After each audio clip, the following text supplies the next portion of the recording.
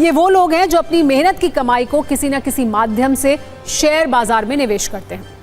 हर महीने के खर्च से कुछ पैसे एसआईपी या म्यूचुअल फंड में डालते हैं कि अच्छा रिटर्न मिलेगा, लेकिन फिलहाल रिटर्न बढ़ने की बजाय उनका दुख बढ़ता जा रहा है। इसलिए हम आपसे कुछ जरूरी सवाल पूछना चाहते हैं। क्या शेयर बाजार की डुबकी में आपका म्यूचुअल फंड भी डूब रहा है? कहीं लहूलुहान शेयर बाजार से आपका एसआईपी पोर्टफोलियो भी खतरे के लाल निशान पर तो नहीं है? क्या आपने भी ये चेक किया कि मार्केट क्रैश से आपके म्यूचुअल फंड का फायदा आधा हो गया? और ये सब देखकर क्या आपके मन में भी गिरते शेयर मार्केट में एसआईपी बंद करने का ख्याल आ रहा है?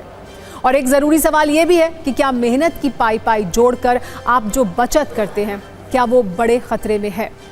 हमारे कई न्यूज़ मित्र ये सोच रहे होंगे कि शेयर बाजार की गिरावट से उनका क्या कनेक्शन है, लेकिन आज आपको ये समझना चाहिए कि इस गिरावट का असर उस एसआईपी पर भी पड़ रहा है जिसमें आप हर महीने एक निश्चित रकम डालते हैं। इसका मतलब ये है कि हर गिरावट के साथ सिर्फ शेयर बाजार के नंबर कम नहीं हो रहे, बल्कि आपका पैसा भी कम होता जा रहा है।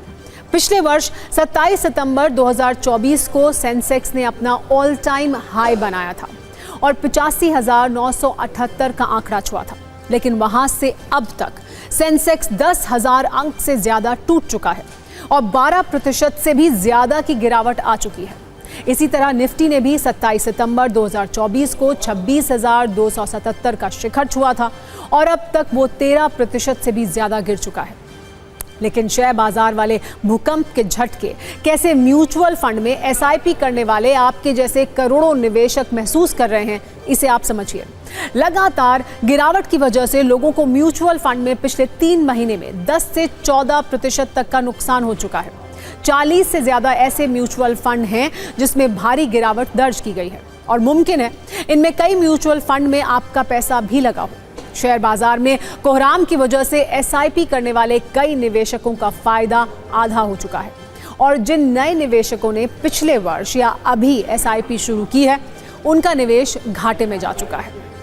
इसीलिए आपको भी एक बार ये चेक कर लेना चाहिए कि लहूलुहान शेयर बाजार में आपका एसआईपी पोर्टफोलियो खतरे के निशान के ऊपर है या फिर नीचे।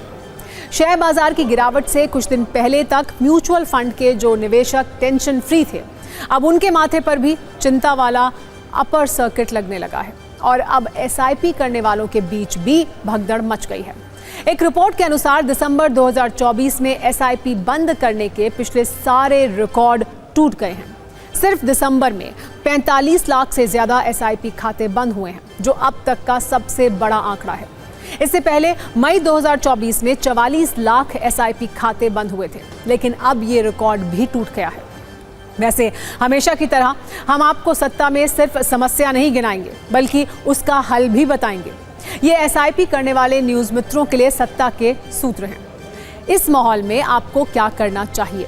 शेयर मार्केट एक्सपर्ट्स के अनुसार अगर आपने लंबी अवधि या फिर रिटायरमेंट प्लान के हिसाब से एसआईपी की है, तो आपको बिल्कुल भी घबराने की ज़रूरत नहीं है।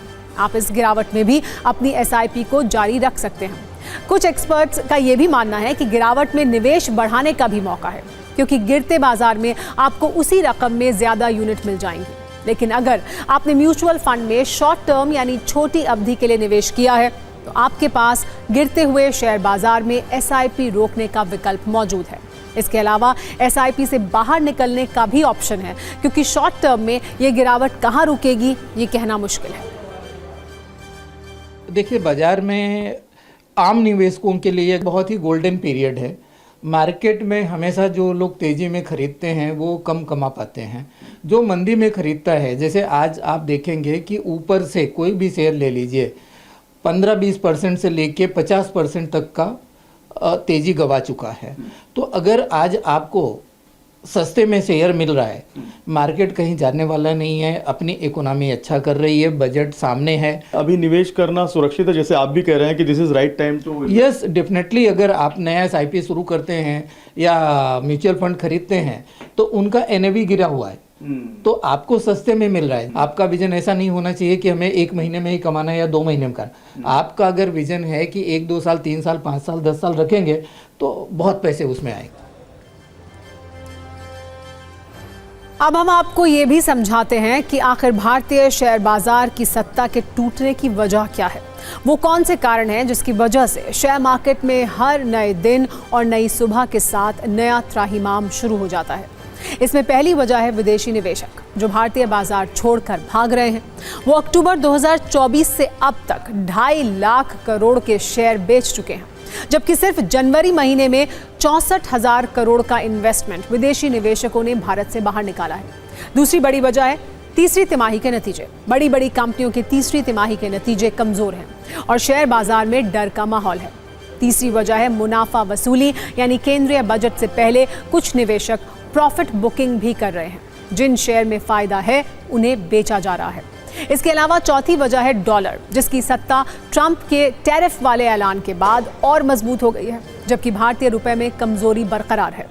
अब इस लिस्ट में एक और वजह शामिल हो गई है जिसका नाम है डीप सीक, यानी चीन का वो एआई जिसने अमेरिका में हड़कंप मचा दिया है और इसके साइड इफेक्ट भारत समेत सभी बाजारों में दिख रहे हैं। अब चिंता की बात यह है कि शेयर बाजार की डुबकी कुछ और दिन जारी रह सकती है और इसका सीधा असर आपकी मेहनत की कमाई पर पड़ने वाला है।